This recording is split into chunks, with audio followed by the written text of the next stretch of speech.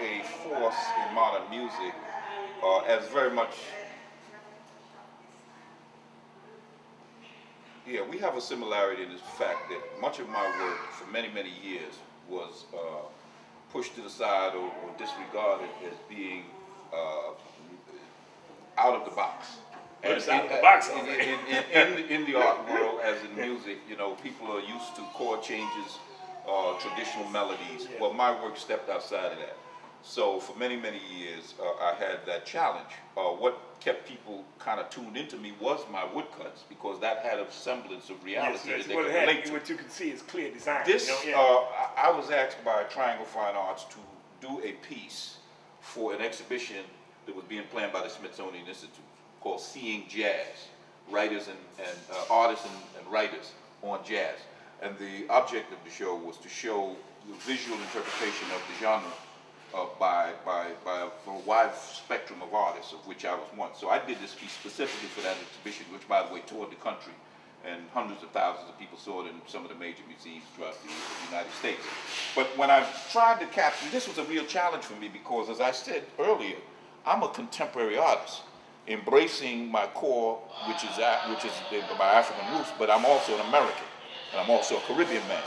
So the challenge here was to try and capture some of the aura that is prevalent in Sunrise music. So to me, he always took me into space. As a matter of fact, well, his motto was "Space is the place." Space is the place. Yeah. And then he also called he didn't call his band an orchestra. He called it an orchestra. Yeah, so he was taking you, you know, and that's into ARK. heliocentric world of Sun Ra. Yeah. So how do you capture something like this? Well, I worked with, this has a multitude of materials in it. This is part of an etching, which is a whole nother medium. I then incorporated, this is actual tissue paper that was dyed and saturated with paint. This is an overlay of acrylic, and this was a particular material that I had sitting around for about 20 years. This is a holographic plastic acrylic material, which they don't even produce anymore, because I understand because of to produce it created so much toxicity that they banned that particular approach. So this is a real relic in terms of this material, but it is holographic material. Then of course I imposed the pyramid to give it depth, so that you actually feel like you're looking inside and going off into space. Yeah, because I kept looking to see. I was wondering how you got this illusion of depth in this little thin paint. At first I thought it was a box. And then I looked and I saw how thin it was, and it blew my mind. I said, how did he do this? How did he create this illusion? So you say this is holographic material? That was produced something like 25 years ago. It's not even produced anymore. But, you know, again, it's a modern piece of work. It toured the country. It's published in a book called Seeing Jazz, by the way. Well, folks, I hope that you have enjoyed this tour through the gallery here at the Strivers Gardens Gallery. Here in Harlem on 135th Street, right down the street from the world-famous Schomburg collection, the greatest collection of books by and about black people and personal papers and what have you in the world, in the entire world. So we're here in the capital. Some of my work, by the way. Oh yes, I see. I have several pieces owned by Schomburg, but we're here in what is still the capital of Black America, I regard, here in Harlem. And you can see now that all of the literati artists have not abandoned Harlem. In fact, Harlem is flourishing right now. You know what I mean? White folks are flocking here in large numbers. Too many white folks, if you ask me. Instead of saying, because everywhere the white folks go, the rent go up. I just being real. You know what I mean? So in any case, I hope you have enjoyed this. Dr. Ademola, my pleasure. It was a pleasure collaborating with you here. I am a lover of the arts and write about all of them.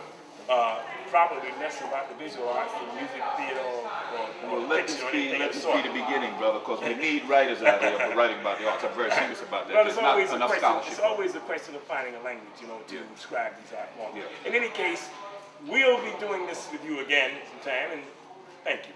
This is one of the productions of the Black Arts National Conference of Artists the series. Give the name of the organization. The New York chapter of the National Conference of Artists, which began in 1973, was part of an organization which is going to be celebrated. We're going to be celebrating our 50th anniversary next year, 2009. It was founded in 1959. And on top of everything else, Dr. Ademola is my very dear, longtime friend. You know, thank you.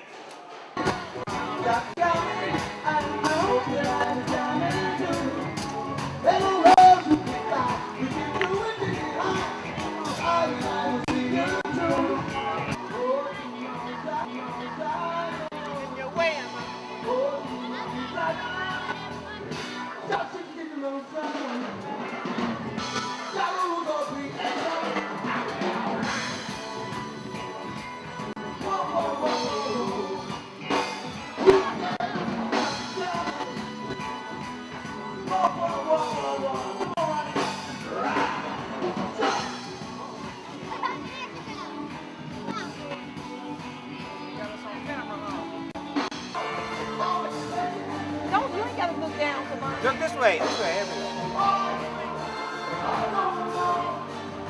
Fine. How do you get on the step? Look up, Divine.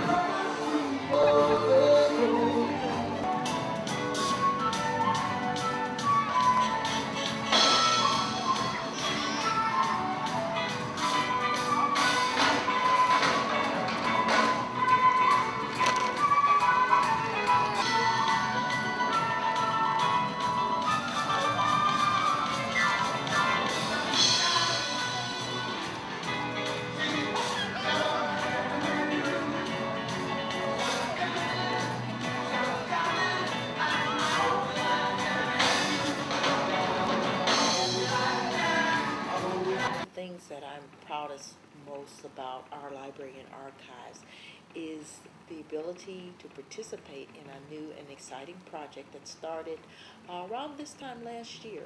It's called the Black Metropolis Resource Consortium, and it's a group of organizations that have major repositories of black history information, everything from media, films, VHS, and 16 millimeter, 8 millimeter films, to sound recordings, to audio files, to archival documents, letters, photographs, books.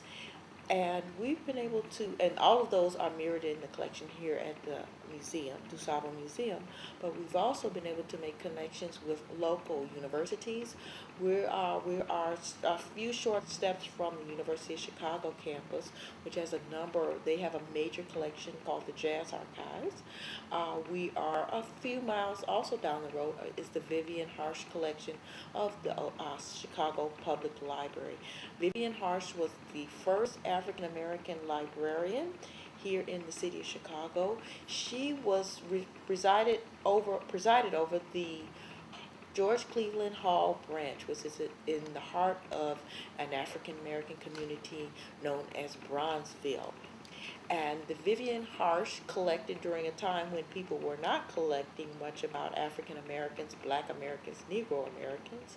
She collected books, articles, clippings, photographs. This major collection is now housed at the Woodson Regional Library on 95th and Halsted. And they are also a participant in this major project.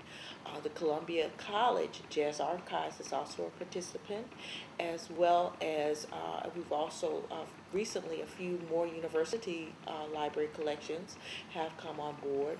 The Sinclair Drake Collection at Roosevelt University, which is presided over by Christopher Reed, who's a phenomenal recorder of Black history.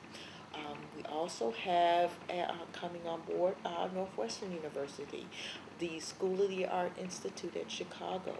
And what do we hope to achieve with this consortium? Well, to process the hidden collections within our various libraries and organizations by training interns, training historians who are interested in archiving and preserving cultural documents, but we also look forward to digitizing our collections to advance resource sharing. We also hope to sponsor special programs and resources to help researchers in African American history. So we're moving forward with this organization, and I look forward to reporting next year this time that we have made strides toward putting some of our documents online for sharing by researchers everywhere.